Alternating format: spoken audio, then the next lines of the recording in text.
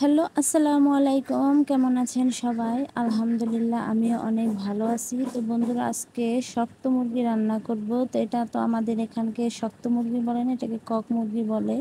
তো কোথায়, কোথায় লাল মুরগি বলে। তো আজকে এটা রান্না করব। পুরো ভিডিওটির সাথে থাকুন। আশা করি সবার অনেক ভালো লাগবে।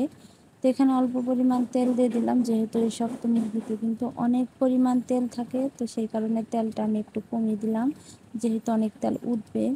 তাহলে তো তেল খাওয়া ভালো না। তারপরে এখানে দিয়ে দিলাম এলাচ, দারচিনি, তেজপাতা, কিছু মানে আমান, জিরা।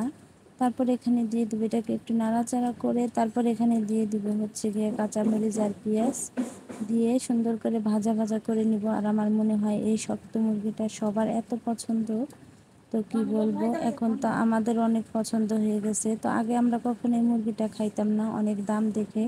তো আমার ছেলে এখন মানে পোলট্রি মুরগি এখন আর খায় না। তো ওর আবার খুবই এই কক মুরগি পছন্দ। তো আজকে সকাল সকাল আমার ছেলে এই কক মুরগি বাজার থেকে নিয়ে এসেছে। তো আজকে সকালে রান্নাটা করতেছি। তো তারপর এখানে কাঁচামরিচ পেঁয়াজ দিয়ে তারপর এখানে দিয়ে দিলাম আদা বাটা, রসুন বাটা, তারপরে জিরা বাটা, তারপর হচ্ছে এলাচ, দারচিনিও আমি বেটে দিয়েছি, জানি মাংসটা আর খেতে অনেক ভালো লাগে। তো ভালো করে এখন এটাকে একটু কষিয়ে নেব, একটু ভাজা ভাজা করে নেব, জানি এটার কাঁচা গন্ধটা না থাকে।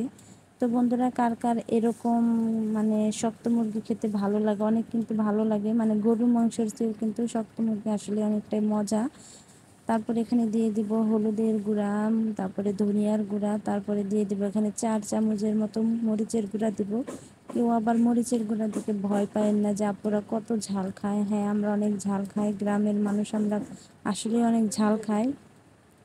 কে কীরকম খায় জানি না, কিন্তু আমার শ্বশুরবাড়ির মানুষ অনেক পরিমাণ ঝাল খায়। তো আগে তো মরিচ দেখতাম যে পাটায় বেটে তারপরে তরকারি রান্না করতো। তারপরে যখন এই মানে বাজারে যখন এই মানে মরিচ গুঁড়া ভাঙানো মেশিন চলে এসেছে, তখন থেকে কিন্তু তারা এখন মানে মেশিনে ভাঙিয়ে মরিচের গুঁড়া বানিয়ে খায়। তো আগে কিন্তু দেখতাম আমার শাশুড়িকে মানে মানে পাটায় মরিচ, তারপরে হলুদ, সব কিছুই কিন্তু মানে বেটে তারপরে রান্না করছে। তো তারপর এখানে দিয়ে দিলাম পরিমাণ মতো পানি, দিয়ে এটাকে অনেকক্ষণ ভরে কষাবো, মানে 5-6 মিনিটের মতো কষিয়ে নেব। তো ভিডিওতে তো আর এত বড় দেখানো যাবে না, অনেক বড় হয়ে যাবে ভিডিও ফুল রান্না দেখালেই। তো আপনারা তো দেখতে দেখতে বোর হয়ে যাবেন। তো মেন মেন যে পয়েন্ট সেগুলোই আমি ভিডিওতে আপনাদেরকে দেখাইতেছি। তো এখন আস্তে আস্তে এটাকে বলক ওঠা পর্যন্ত অপেক্ষা করে থাকতে হবে। তারপর এখানে আমি দিয়ে দিব যে মাংসটা কেটে ধুয়ে পরিষ্কার করে রেখেছি, সেটাই দিয়ে দিব। আর এই মাংসটা আসলে খেতে খুবই মজা। এটা যদি খিচুড়িতে রান্না করা যায় আসলে আরও অনেক মজা লাগে। তো তারপরে এখানে আমি আরেকটু মরিচের গুঁড়া দিয়ে দিলাম, মনে হয় ঝালটা আর একটু কম হবে। তো এখানে টোটাল হয়ে গেল মানে 5-6 চামচের মতো মরিচের গুঁড়া, মানে গুঁড়া হয়ে গেল। যেহেতু আমি এটা অনেকখানি মাংস রান্না করব, একটু ঝাল না হলে ভালো লাগবে না। আর আমার ছেলে তো ঝাল কম হলেও ওর মানে ভালোই লাগে না, মানে আমার সাথে কবুতর ঝাল দিতে এত সমস্যা কি, আসলে আমরা অনেক ঝাল খাই। তো ঝাল দেখে প্লিজ কেউ ভয় পায় না, আপনারা যেরকম ঝাল খান তো সেভাবে রান্না করবেন। আর আমার কাছে এই শক্ত মুরগিটা একটু ঝাল, মানে শক্ত মুরগি না, গরুর মাংস, মুরগির মাংস বা পোলট্রি যেটাই রান্না করি না কেন, একটু ঝাল হলে আসলে আমার ছেলে খুবই খেতে পছন্দ করে। আর ঝাল ঝাল কিন্তু ভাত দিয়ে তরকারি, মানে মুরগির মাংস খেতে কিন্তু আসলে অনেক মজা। তো বন্ধুরা কথা বলতে বলতে কিন্তু আমার মশলাটা কষানো হয়ে গেছে। তো দেখেন মশলা থেকে কিন্তু আস্তে আস্তে তেল বের মানে তেল বের হইতেছে। তখন এর মধ্যে আমি এখন দিয়ে দিব হচ্ছে মুরগির মাংস। তো মুরগির মাংস রান্না করে কিন্তু আমি একটু প্রেশার কুকারে দিয়ে ওইটাকে একটু সেদ্ধ করে নেব, যেহেতু একটু শক্ত শক্ত থাকলে আমার ছেলে আবার খেতে আর আবার একটু সমস্যা হয়ে যায়। ওখানে কয় যে একটু নরম হলে আর একটু ভালো লাগবে, এর জন্য আমি এটাকে একটু মানে আগে কড়াইতে ভালো করে মশলা টশলা দিয়ে কিছুক্ষণ কষিয়ে তারপরে প্রেশার কুকারে দিয়ে কিছু সিটি মেরে নেব, মানে 4-5টার মতো দিয়ে আর একটু নরম করে নিলে কিন্তু মানে আমার ছেলের খেতে সুবিধা হবে। তো আপনারা চাইলে নরম নাও করতে পারেন, তো আপনারা চাইলে মানে কড়াইতে রান্না করে চুলায় রেখে তারপরেও কিন্তু খেতে পারেন।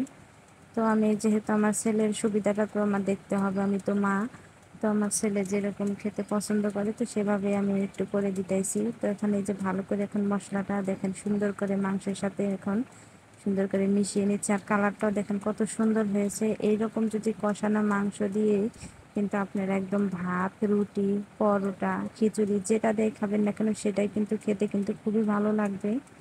তো এখন এই যে ঢাকনা দিয়ে ঢেকে দিলাম। তো বন্ধুরা, আমার ভিডিও যদি আপনাদের ভালো লাগে অবশ্যই লাইক, কমেন্ট, শেয়ার, ফলো করতে ভুলবেন না। তো দয়া করে সবাই আমার মানে বেশি বেশি করে একটু সাপোর্ট করবেন, একটু ভালোবাসা দিবেন, এটাই আমি আপনাদের কাছ থেকে চাই। তো শুধু একটু হাত দিয়েই তো আপনারা একটু লাইক কমেন্ট করবেন, আর কিছু না, তাই করতে চান না। তো বন্ধুরা, যে প্রেশার কুকারে কিন্তু দিয়ে দিলাম, তো দিয়ে এখন ঢাকনা দিয়ে ঢেকে দেবো। আরেকটু এখানে আরেকটু পানি দিয়ে নিই। আর কালারটা দেখেন এখনই কত সুন্দর এসেছে, তো খেতে কীরকম মজা হয়েছে। তো বন্ধুরা, এই যে আমি 5টা সিটি দিয়ে নামিয়ে ফেলেছি। তো বন্ধুরা, আজকের মতো ভিডিও এই পর্যন্ত। আগামীকাল ভিডিও দেখার জন্য অনুরোধ রইল। সবাই ভালো থাকবেন, সুস্থ থাকবেন। আর তরকারি কালারটা দেখুন কত সুন্দর এসেছে, তো দেখেই কিন্তু খেতে ইচ্ছে করতেছে, তাই না?